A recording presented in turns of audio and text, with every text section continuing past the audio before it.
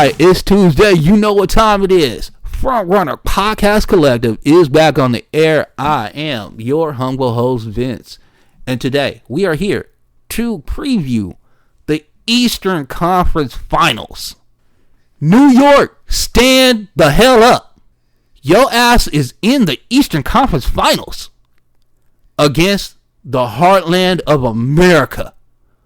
Man, you can't get more American than the Indianapolis 500. Indiana basketball. That old dude that used to talk a lot of crap. Hoosierland. Rise up. The Pacers. Pat McAfee is super excited about the Pacers being in the Eastern Conference Finals. And we are here to break it all down. The Brunson. The Tyrese Halliburton. The feud. The WWE influence on those two players. How this series will all play out. I am excited to be here. I have Soraya. I have the FRPC crew with me. They have the stats. They have the little notes that they are going to provide for me. And we got to get this cooking. So, without further ado, let's get into the Eastern Conference Finals. What if I told you the Knicks finals run didn't start with a game-winning shot, but it started with a sprained ankle? I want to take you back mid-season, February. Jalen Brunson goes down. Ankle. It looks terrible. People in New York City are depressed, morose. Our star has fallen. Olympus has fallen. Nearly 20 games without the leader of the Knicks. And at the time, it felt like a collapse. But what happened next might be the most important pivot in their season. We talked about it as soon as it happened. We said, hey, Mikal Bridges, when in Brooklyn, first year when he was there, on-ball facilitator was off the chain. And then Cam Thomas came in and messed all that up. We also talked about OG Anunoby and how he wanted in Toronto to be more of an on-ball creator. He just never got that opportunity. Well, boys, in February, you got your chance. And boy, has it paid off in spades. Let's get to it.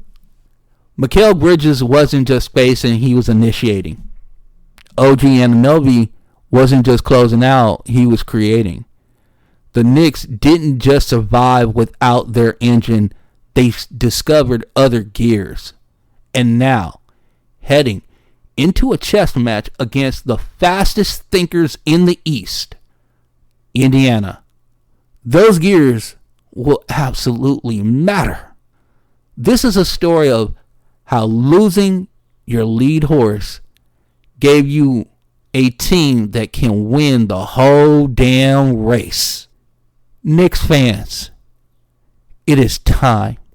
Blue and orange skies, put your Timberlands in the air. It is Eastern Conference Finals time. We are here. Ladies and gentlemen, it is warm in New York City. It is warm in Gotham. But it is also humid in the heartland of America. And now heading into this, they are going to play the Indiana Pacers. And let's talk about them for a second. Talk about Indiana for 1 second. Because both these teams, both of them, deserve our praise. They deserve our attention. Because these weren't the teams expected to be here. And we'll talk about their journeys as we go through. But I want you to know, everybody laughed. Everybody laughed. Oh, Knicks? Nah. Yeah, this is a year where they have to take their licks. Boston and Cleveland, they're so good. I don't see them being able to hold up against those two teams. Indiana. They was like, oh, nice little story. Can they avoid the Sacramento curse? That was kind of what we were hearing early on in the season about the Indiana Pacers. Were they the Sacramento Kings of this year? Remember the Kings a couple years ago? They were really, really good. They got into the playoffs, right? We were thinking, hey, this is the beginning of something. And then it obviously, you know what it turned out to be. Not great. Not great, Bob. But Indiana said, we are not a flash in the pan. And Tyrese Halliburton, who was voted the most overrated player in the NBA. But when we talk about like voting, and we talk about all-star voting, and people talk about how they don't like the media, they don't like us when we vote for like awards and stuff like that because we don't play the game and everything.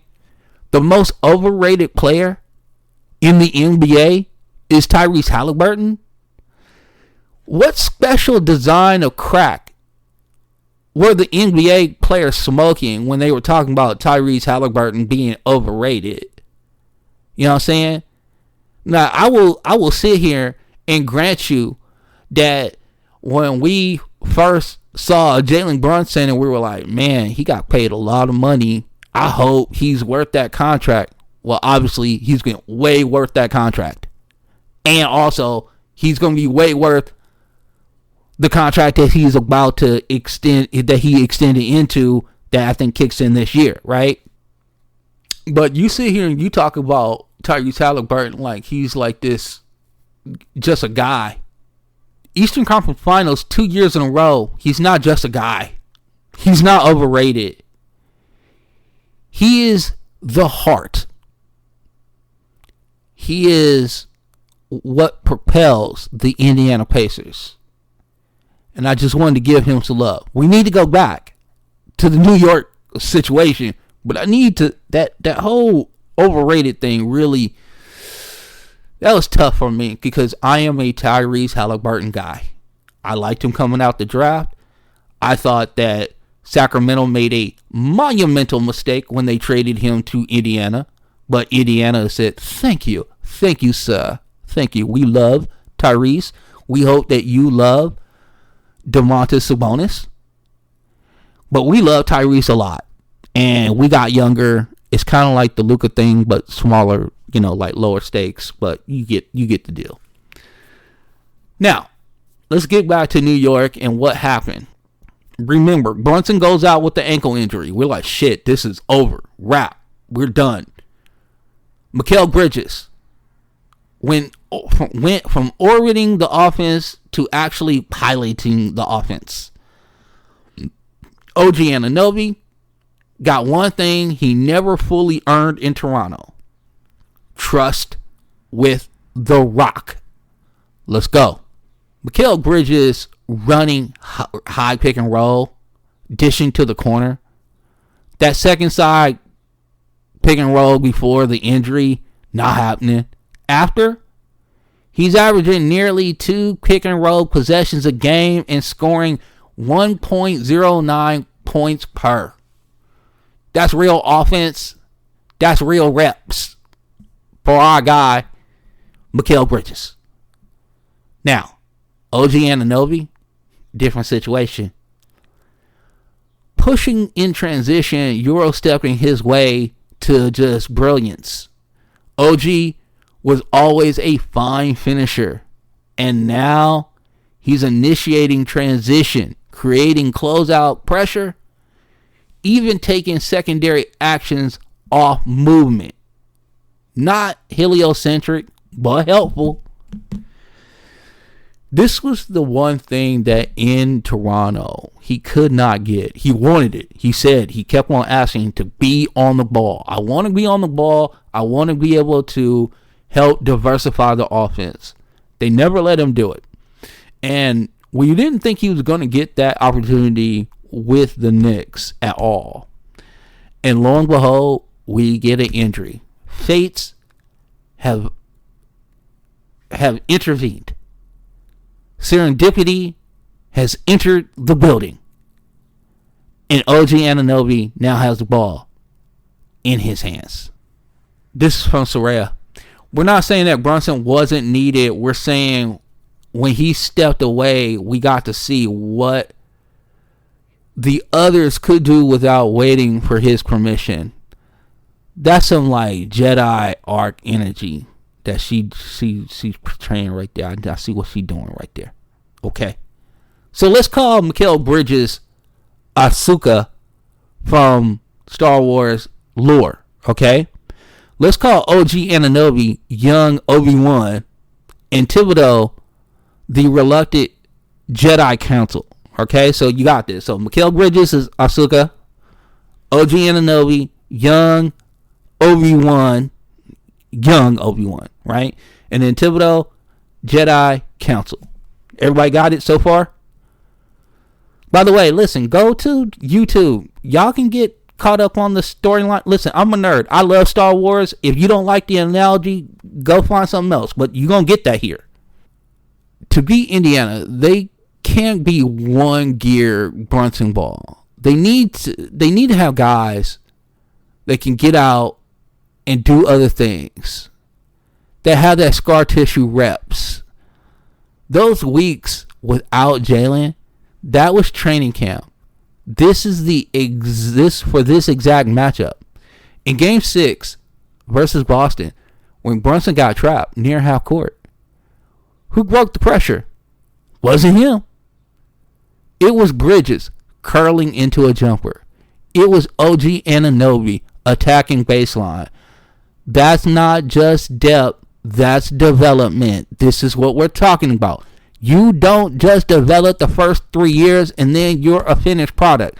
So when you tell me that somebody is trash 3 years into their career, you're not doing the work. You're not doing the work. Stop being lazy with your predictions. If you know anything about Frontrunner Podcast Collective, we tell you all the time, it is thoughts over takes. We don't like takes. That's for the others. Okay? That's for the lower brow people. We are connoisseurs of the NBA. Connoisseurs. And when you are a connoisseur, you think higher level. We have development all through.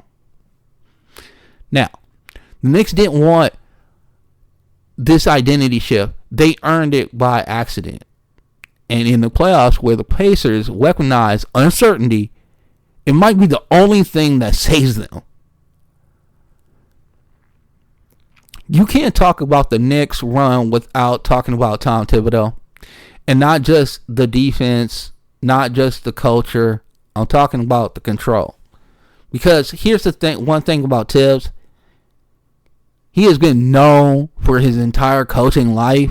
It's running the offense like a defensive drill, set rotation, set reads, set outcomes. For years, that's been the knock. Great baseline floor, low ceiling when things break down. But this season, specifically during the Brunson injury stretch, something changed. Something snapped. What happened? That's not a default set. That's a read. And this is when we're talking about the empty corner action with OG Anunoby initiating. OG gets the ball. They now have a set where there's an empty corner. Right? They're playing empty corner. That's the kind of second size creativity you usually see in Sacramento or Indiana. Not Madison Square Garden. So the question becomes, did Tibbs finally loosen the grip, or did the roster force his hand? Thibodeau has always been a system-first coach. Like a chef, he only trusts his recipes. And even when the ingredients start to evolve, what happens when you have to cook differently or risk getting cooked yourself? And that's what Thibodeau was up against. So we had to try to throw some stuff up against the wall when Jalen Brunson was out. This is where We drop the dramatics, and we just talk about basketball IQ. The shift was tangible. More early offense, OG and Bridges with initiation reps. Increased 5-out spacing, Cat at the top, RJ, relocation. You know what I'm saying? I'm talking OG. Sorry, why did I say RJ?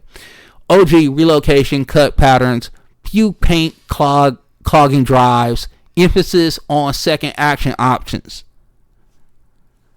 Tibbs coach to survive games. This version of Tibbs coaching to discover who can win in them. Side by side, 23 versus 25 Knicks ATOs. We have to just trust the next guy over, you know what I'm saying? Now, when seeing the Knicks now, the offense, it doesn't just run plays, it runs principles. And yeah, that's with Brunson, obviously, because he's just such a maestro with the basketball in his hands. He can get and manipulate into good looks for a lot of people. He's really, really good at what he does. He can control the pace. He can control the tempo. And when he needs to, the one thing that I love about Brunson is that, you know, everybody drink now because it's coming. Purposeful paint touches. He gets it. He gets purposeful paint intentionality. He gets in there. You can't stop him. The moves, the footwork, beautiful. Just like SGA, he's balletic with his move sets and his feet. Beautiful motion. Tibbs may not ever be a motion offense guy, but for the first time in his career, he's letting guys breathe inside the possession. This is critical to what they are about to face.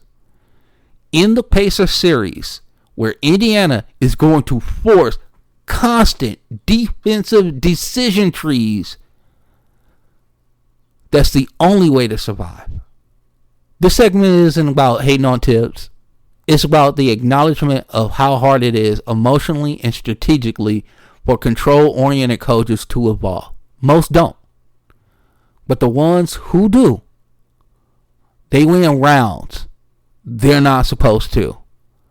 By the way, they just beat the reigning, defending NBA champions. Now, albeit, we can talk about the Jason Tatum injury, but do not get it twisted. Before Game 4 was decided, yes, I understand that's where the injury happened. They were already up 9 before that dude got hurt. The Knicks were up 9 and controlling that game. And yeah, you can say that Tatum, if he's in the game, that is a whole different animal or whatever. But I don't think they win Game 4 even if Tatum is there. I think they were dominating that game. They had the pace that they want. Brunson was controlling the ball. OG was doing his thing. Mikal Bridges was initiating offense. It was brilliant. So I don't want to hear how Indiana pacered their way to the Eastern Conference Finals. And listen, Indiana, that is not a shot against you. Trust me, we are going to give you love all throughout this podcast. But you know how people talking about y'all last year. And you know how people talking about y'all this year again. Get to it in a second. The Indiana Pacers aren't just playing fast. They're playing with intention, precision, and purpose. Rick Carlisle's team leads the playoff in one metric that tells the whole story. Pass to assist ratio. Translation, they don't just move the ball. They move with clarity. Pace alone doesn't win playoffs. What Indiana has mastered is a tempo with discipline. Top 10 in true shooting percentage. Lowest turnover rate. Best assist to turnover ratio. This isn't improvisation. This is orchestration. And it's beautifully done by one Tyrese Halliburton, who the NBA players have said is overrated. He's in the Eastern Conference Finals again. And by the way, Donovan Mitchell, who we praised on this podcast the whole year, we will talk on Friday about what Cleveland... Everybody talks about how brilliant Cleveland was this year. And they don't want to give any credit to what Indiana has done. That's sad to me. Halliburton hitting trailers. Then he resets into a pick and roll, corner swing. They're really reading defenses' coverages 2 passes ahead. They're not just attacking it. It's not Anthony Edwards' blunt force trauma to the defenses that he's facing. This is like, we have a chemistry or a synthesized, like, whatever, anti-serum to whatever your defense is, and we can just go ahead and apply that at any point in time. And that is the Indiana Pacers in a nutshell. This is a Soraya note. Playoff seed doesn't mean sprinting. It means thinking quickly and cleanly. Indiana's brilliance isn't energy, it's efficiency at full speed. Well said. This isn't just fun offense, it's system intelligence on the move.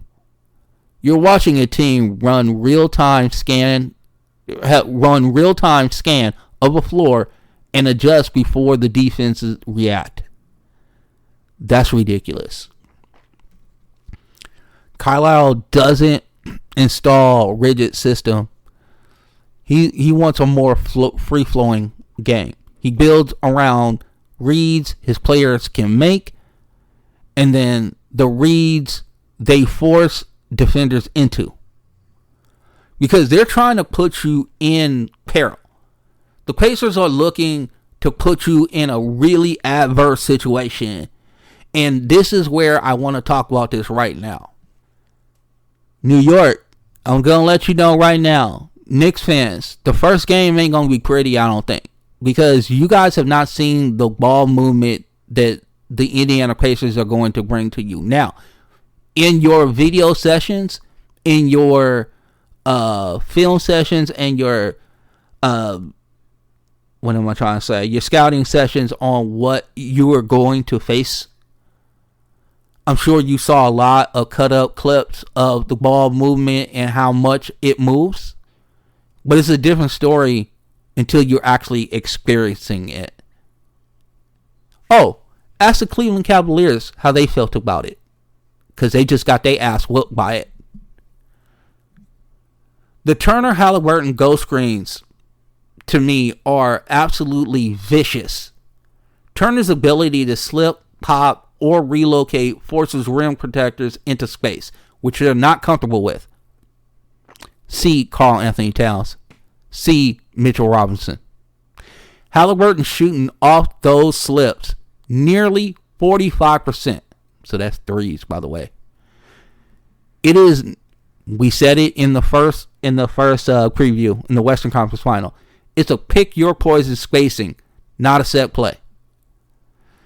Now, here's where it gets real spicy.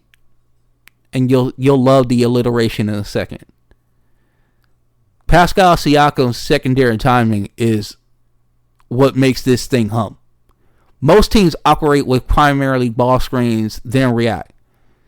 Siakam waits, watches, helps shift, then slashes in behind. It makes all the difference in the world when you have somebody who is like looking at the defense and going, it's almost like he's playing his own version of double dutch in a basketball game. He's like, I'm not going to jump in right now. Nope, not going to jump in right now. Oh, the rhythm has hit me. It's time for me to jump in and show off my skills. Let's get it. If we hadn't thrown enough praise on to the Indiana Pacers, let's get to the ends. To the ends. And people are like, what's the ends? What the hell are you talking about, Vince? I'm going to tell you exactly what I'm talking about. That law office of Nimhard and Neesmith. The law offices of Nembhard and Neesmith, they're not part shooters. They're active cutters, screeners, timers. It's layered actions that forces defense to track more than one decision maker. And hence the confusion and why people look incredibly stupid or ill prepared when you play the Indiana Pacers. By the way, Pat McAfee, if you are listening to this podcast, I hope you hear just the intensity of how I'm talking about the Indiana Pacers, and I hope that you enjoy it. Shouts out to you and all of the hours of entertainment that you bring to me, not just on your highly rated show on ESPN, but the added bonus entertainment that you provide for me every week on WWE television. Shouts out to Pat McAfee, a Indiana guy through and through, also a Yinzer. I got you, my dog. My mom is a Yinzer, so you and I are a kindred spirit. Shouts out to you. Now, Soraya Note. Why did I say Sierra? I'm thinking of the singer. And I'm thinking about Russell Wilson being in New York City, playing for the Giants. Okay, let's not talk about bad juju right now. Let's talk about good juju. Soraya's notes. Everything has a purpose. When Turner stands, where Neesmith curls, where Siakam delays, this is playoff intelligence in motion. Most benches try to hold leads. Indiana's bench tries to extend them without changing the way they play. The key to this is a gentleman by the name of T.J. McConnell. T.J. McConnell has been around the league for a long period of time. He's not flashy, but he's the pulse that keeps the flow alive. Nearly 13% assist rate under 20 minutes per game. That's constant activity. And that's an incredible number, by the way. Benedict Mathurin and Obi Toppin. Mathurin scores off curls. Toppin stretches vertically. Their minutes don't slow the game down. It stretches it wider. Stupid. It's like, yo, we're going to bring in more offense. It's like the offense we got more of it on the bench. We're going to bring it in. So when those dudes get tired, we're going to bring in this new offense. And they're going to do all kinds of other crazy stuff. Very challenging for a New York Knicks defense. But if anybody has a counter, it is Coach Tom Thibodeau. It means that Thibodeau's defense has to be connected. Not just physical. Matchups have to stick. Rotations have to be precise. You can't fall asleep on the back line. I am talking to you, Karl Anthony Towns. This is a Karl Anthony Towns referendum tour if I have not seen it before. You can't assume help is coming because the movement of the Pacers, it just doesn't stop. They need you to be a step late. That's it. Just one step late. One false movement, one hesitation, and you are going to get clowned. You are going to look bad. Once you're in the Pacers blender, you can't get out. You can't. That's just how it is. The Pacers aren't just unpredictable. They're unreadable until it's too late. They win with IQ. Halliburton, Nembhard, Du Bois. With rhythm, with possession to possession clarity. That's what makes them dangerous. Not because they play fast, but because they make you think too slow. You're like, wait a minute. I saw that. I don't see it anymore. Where is it? Boom. He's at the bucket. Where'd he go? Oh, he's scoring. He's going down the other side of the court because now he's on defense and they just scored on you.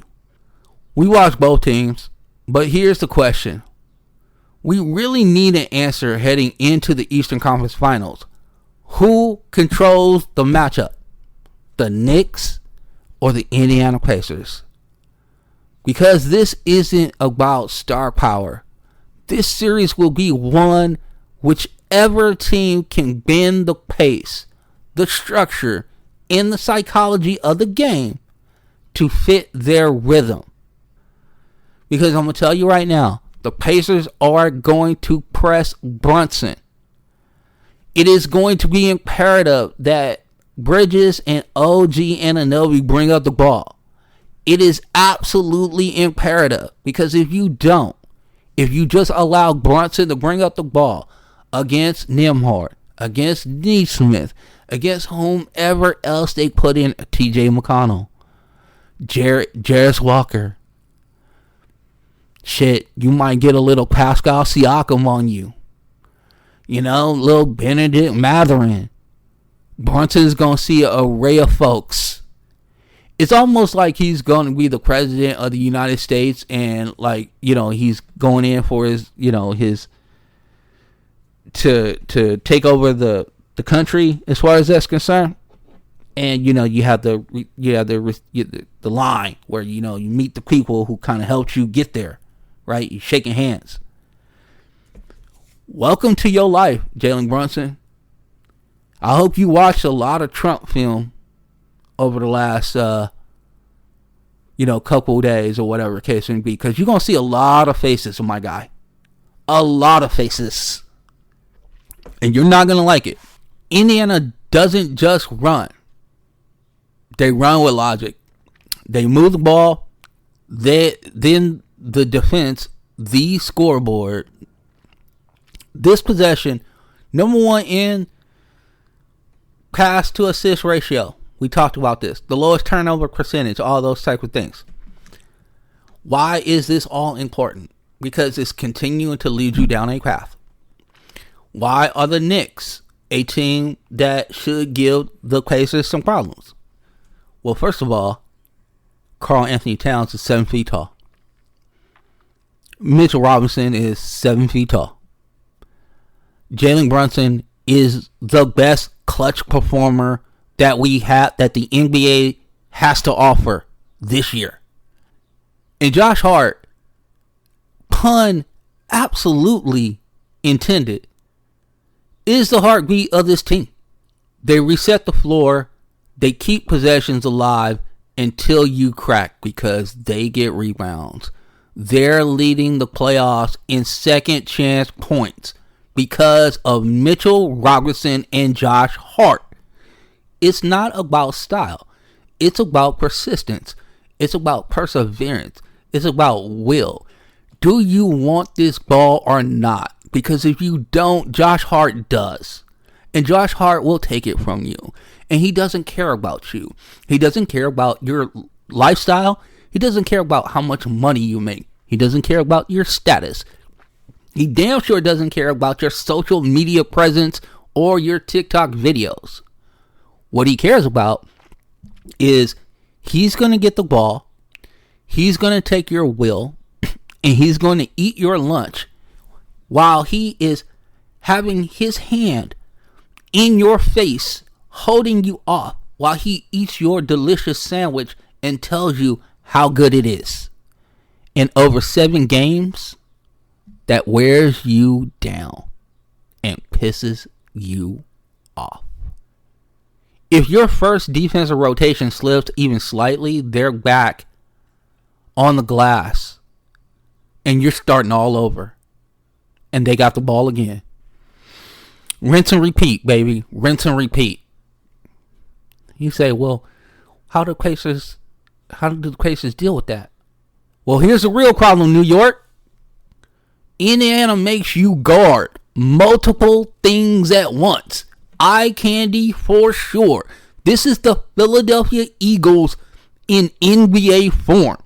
Myles Turner popping to the arc. Siakam delaying his cutting. Neesmith just running around. Nembhard flying off screens. It's crazy. Every possession is a test of your communication. If you don't have backline communication against the Indiana Pacers, you are screwed. It is over. You may as well just end this series right now before we even start. Indiana doesn't wait for you to talk it out. Tibbs can lock in on one star, but what happens when there isn't one to lock in on? We will have to find out what Tibbs is all about. So keep in mind, Halliburton hasn't had like this explosion of offense. He's not scoring like 38. This is not Anthony Edwards and Shai Gilgeous-Alexander. This is, hey man, I can do just enough damage scoring 22 points as I could score 35 points. Because I'm going to drop 12 assists. And everybody's going to be involved. And everybody has confidence. But here's the thing that I will say. And this is where the Knicks are sitting there going, well, we'll see. When the game slows down. And it will. Because this is playoff basketball. The Knicks have one thing that Indiana doesn't. They have a Mariano Rivera closer in the name of Jalen Brunson, who controls tempo just by holding the rock. And if you try to speed him up, he finds angles. If you trap him, he'll hit Bridges or OG in rhythm. And if you stay home with his big ass, and I mean his big derriere, he will walk you down into a foul or into a floater. He's not running offense. He is the offense. So when James Harden says, I don't run a system, I am the system, this literally applies to Jalen Brunson. Jalen Brunson is the system. Hopefully with a little help from his friends in Mikal Bridges and OG Anunoby, but we will see. This is where things get interesting because we've already seen a preview of this matchup. In the Boston series, the Knicks were guarding isolation. Jaylen Brown, Jason Tatum, one-on-one offense, straight line matchups. That played into Tibbs' hands. He wants you to pick a side and go one-on-one so he can help load and help clean up off the glass. But when Tatum hurt his Achilles and the Celtics had to move the ball, they had to share the sugar and get everybody involved. That's when the Knicks defense cracked and the Celtics stole a game.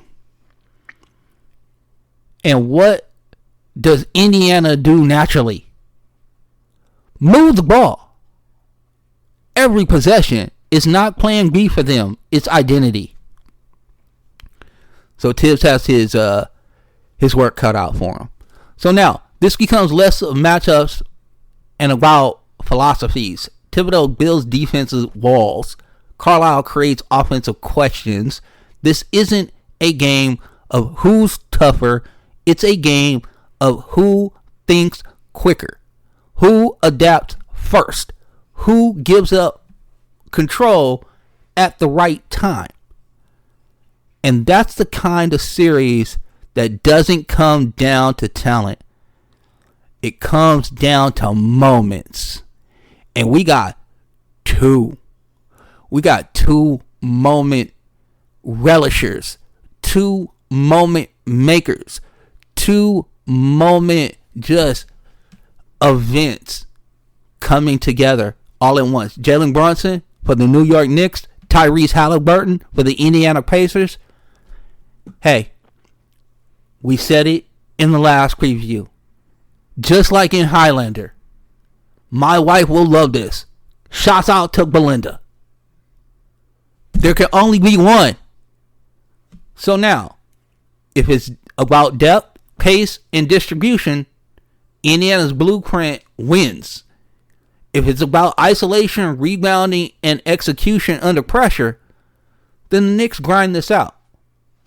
We all know by game 2 which style is setting the tone. But I will say this. Whoever controls the first 5 seconds of the possession probably controls the next 2 weeks. Now, I have a prediction. I want to hear yours. You're going to get mine soon. But be a friend, tell a friend about the podcast. If you do, you might change somebody's life.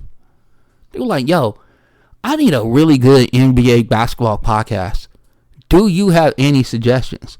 It's like, well, Vince did tell me to be a friend, tell a friend about the podcast. And that's when you would tell them about Frontrunner Podcast Collective. Tuesday and Friday, right? Tuesday and Friday. Now, while you're telling your friend, I want you to tell us, who's going to win this matchup? Is it the heartland of America?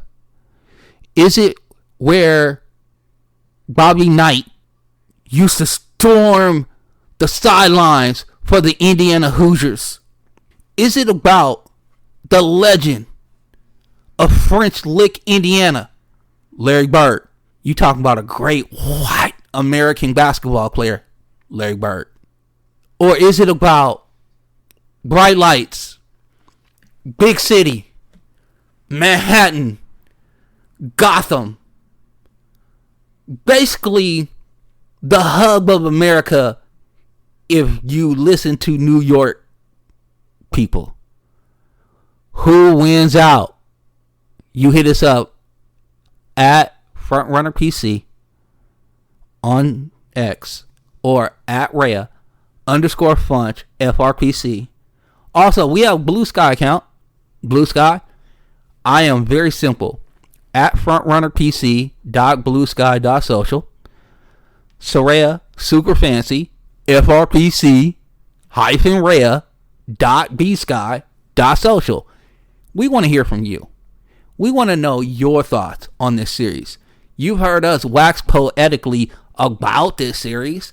We will give you our predictions in one moment, but I need to hear from you. I need to hear the stank. I need to hear the ruckus. I need to hear all of the trash talk. Indiana, be heard. Hashtag boom, baby. Hashtag yes, sirs. Hashtag New York forever. I need to hear y'all. Hit us up. Let us know. Now, I want to say one thing before we go any further, because I want to give a little more shine to one dude for Indiana, because I want to make this declaration right now. I want to be on wax. So when this happens next year, don't come looking for me going, no. We told you this year that this was coming next year. Andrew Nembhard will be a all defensive player next year. You mark my words. Andrew Nembhard is that dude. He is a absolute demon on defense. He doesn't care. He's 6'3". I don't even know if he's 185 pounds. But that dude does not give a shit about his body. And he will make sure you don't give a shit about yours. Because it is a war for him. It is personal. And he doesn't like you. He doesn't like you. He doesn't want to like you. He doesn't want your mama to like you. And he's going to play basketball that way. And he's going to be all defensive. He's going to be an all defensive player next year. Guaranteed. He will make an all defensive NBA team. I guarantee it. And if he doesn't, it's because he got hurt. So, I have said what I need to say. That is my Andrew Nembhard referendum. That's my declaration from my guy. Shouts out to Andrew Nembhard. Bro, I've been watching you since Gonzaga. You my guy. You my dude. Congratulations on all your success. And when you start going downhill in this Eastern Conference Finals like a bowling ball with knives attached to it, the Knicks will know what they're up against. So we spent a lot of time talking about the stars. We spent a lot of time talking about defense and future all defensive players and all that sort of thing. But you know what you need now? You know what you need? You need a absolute definitive winner in this playoff series. And I am the man to give it to you. So, this is what I think. If Indiana steals a road win in this series, I bet Nembhard will have his fingerprints all over it. And if Indiana wins, it's because of this. They turned the series into a blur. It's not a reckless pace. It's smart tempo, controlled speed, the kind of ball movement that makes even good defensive second guess on closeouts. Halliburton doesn't need to score 30. It is not required for him to score 30. But is it though? Because here's the thing. Here's the thing that I always want to let people know. Role players are really good when there's no pressure on them. Role players are terrible when we are looking for you to do something. That's what makes them role players. Stars do it every game. That's why we call them stars. Because stars are constant. They're always in the damn sky, bro. Look up right now. That big yellow ball or big white ball that kind of looks yellow or whatever the case may be, that's a star. It's a sun, right? That's a star. And I'm going to tell you right now, Indiana, if you don't share the sugar the way you've been sharing the sugar, if you don't make crisp, concise cuts, if Pascal Siakam is just unsure for a split second, it's all over, baby. The dream dies here. You can go home. You can go ahead and make your trips to Cancun or Ibiza or wherever the hell you gonna go. Indiana wins is because the Knicks couldn't dictate the floor spacing or the rhythm. And the moment they let the game go east-west, Carlisle wins the chess match. Now, if the Knicks are going to win, baby, you know what this is about. This is about Jalen Brunson and the coronation that is Jalen Brunson. But I'm going to tell you right now, if Jalen Brunson leads the Knicks to the NBA Finals, he will become the most well-loved Knick of all time. That is not hyperbole. He has already given them a financial discount just to play for the Knicks in Madison Square Garden. And he said, I am so confident in who I am that I am going to go to not just Madison Square Garden, but I am going to make all that money back off the court. Trust me. Now, why do the Knicks win? The game stays close, and Mr. Clutch, shouts out to somebody who I truly, truly love and is no longer with us, the original Mr. Clutch, Jerry West. Jalen is starting to really remind me of a guy who I have a lot of respect for. It's Mitchell Robinson too, because we talked about this. We said, hey, dude, we don't know. I mean, Cat, he's 7 feet tall, but he's not a defender. We know this, right? But Mitchell Robinson showing up and showing out against Boston, let us know, yo, we was right. That dude does make a difference, and he owns the glass, and if he's going to own glass, and Hart is going to be Hart, okay? And what I mean by Hart being Hart, in the Suicide Squad, okay? In the Suicide Squad, there was a moment where Harley Quinn said, hey, man, this look like this is fucked up. We probably going to lose, and we all going to die. But we going to have a good damn time doing it. That is Josh Hart in a nutshell. And Josh Hart plays with zero fear. Cero miedo. Okay? He plays with no fear. Shouts out to my guy Penta. SmackDown is beautiful with Penta in it, right?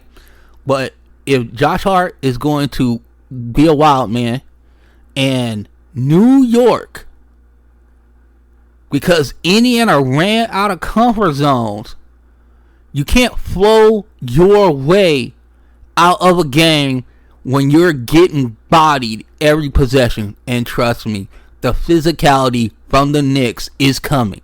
If you are not either prepared or you didn't believe that the physicality was coming, then you clearly didn't watch film. These dudes are going to push you. They are going to hold you. They're going to grab your jersey. You're probably going to get stepped on once or twice. You're probably going to get a forearm where you don't want it. There's going to be an elbow or two. Welcome to New York, baby. It's never easy. It's never easy here. Traffic is bad. Rent and owning shit is super expensive. Buying stuff is so expensive. It is hard to be in New York. But like they say, if you can make it here, you can make it anywhere. So here's the deal. Execution. Pacers by sliver. Talent composite. Knicks by nose. Health and coaching delta. Slight edge to the Indiana Pacers. Matchup leverage dead even. That means throw out the trends. You look at playoff weight, playoff scars, and the guys who proven who can close games while dragging a tired offense uphill. So, you want my prediction? Gotham, get ready. You're going to the finals. The Knicks in 7. I got the Knicks. Blue and orange skies forever. Timberland boots in the sky. Let's go. New York in the finals. Stephen A. Smith crying on TV. Larry Johnson, grandmama, freaking out. Bernard King just being Bernard King. And Spike Lee losing his shit. The Knicks haven't been to the finals since 1999. And this year ends that drought. The Knicks beat the Pacers in an electrifying 7 games thrilling series. I will say this. The Pacers, I respect you. I respect everything about you. I think you play a beautiful brand of basketball. But this is where New York earns its scars the right way, and it moves on. You have to be a little more dirty. You have to be a little more bloody.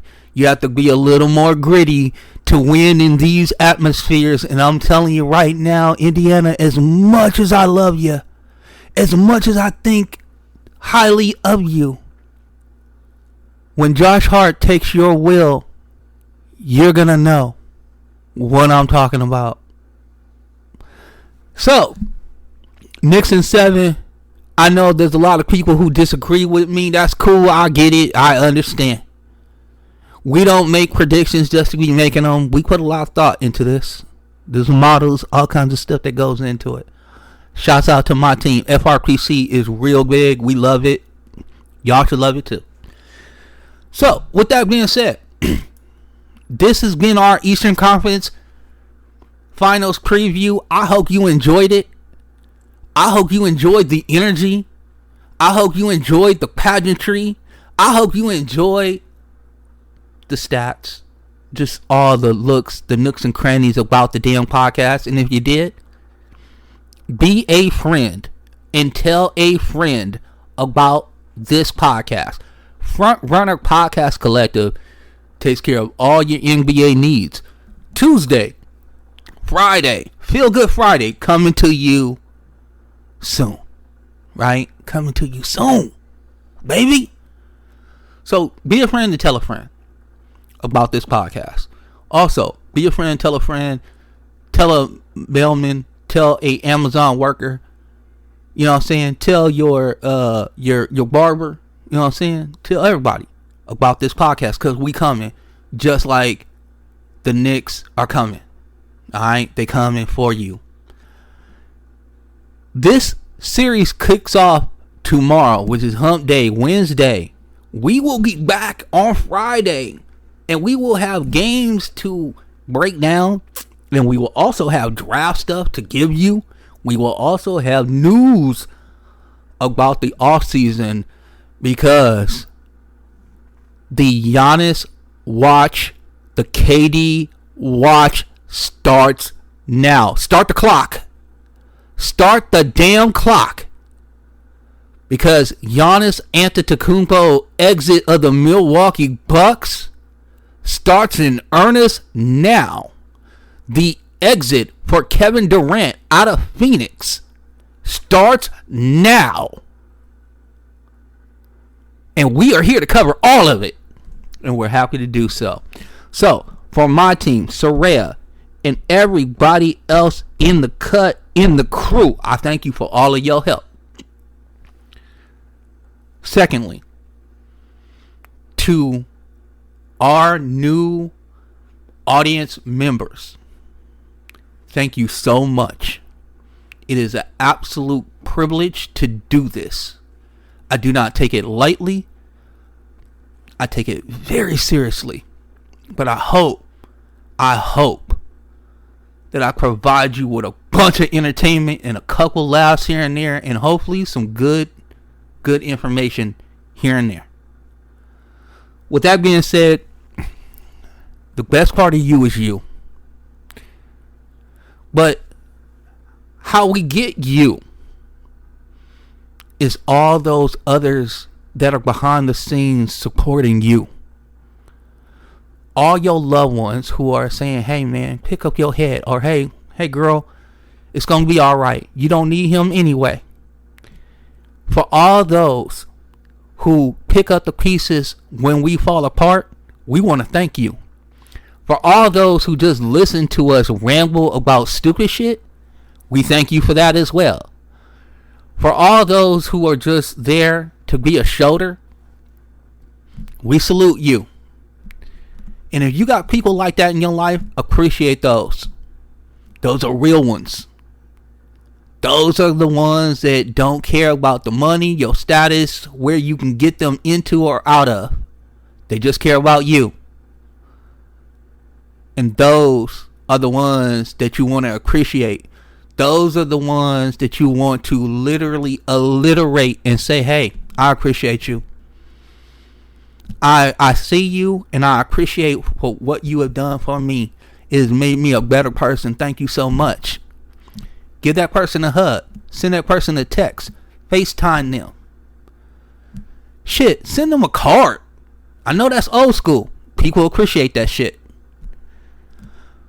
But if you're doing that and you got people in your life like that, that means you are a well-adjusted individual, and we will be glad to always hold a chair for you here at Front Runner Podcast Collective, because support hits different when love is behind it. And with that, we are out. We'll see you on Friday. Enjoy the Eastern Conference and Western Conference finals. And we'll see you back on this feed on Friday. Deuce.